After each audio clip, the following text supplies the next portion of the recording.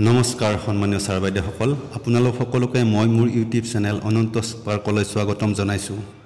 March মাহৰ দৰমহাৰ অনিশ্চয়তাৰ মাজতে ৰাজ্যিক কৰ্মচাৰীসকলৰ বাবে এটি বিশেষ ভাল খবৰৰ বিষয়ে আজি জনাবলৈ ওলাইছোঁ। আশা কৰোঁ ভিডিঅ'টো চাই ভাল পাব আৰু লাইক এটা কৰি দিব।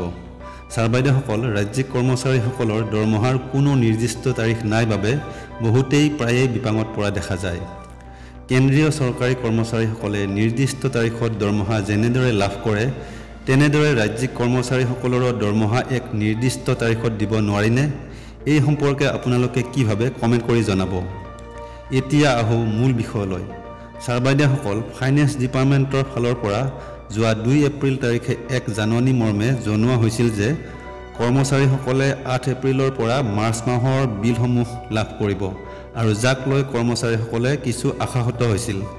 কিন্তু 5 এপ্ৰিল তাৰিখে ফাইনেন্স ডিপাৰ্টমেণ্টৰ ফালৰ পৰা প্ৰকাশিত আন এক জাননী মৰ্মে ৰাজ্যিক কৰ্মচাৰীসকলৰ মাৰ্চ মাহৰ বিলসমূহ 5 এপ্ৰিল তাৰিখৰ পৰা মোকলাই দিয়াৰ কথা উল্লেখ কৰিছে।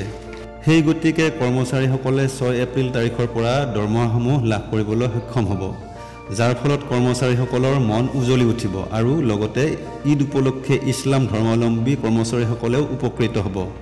ধন্যবাদ, সকলোৰে মংগল কামনা কৰিলোঁ।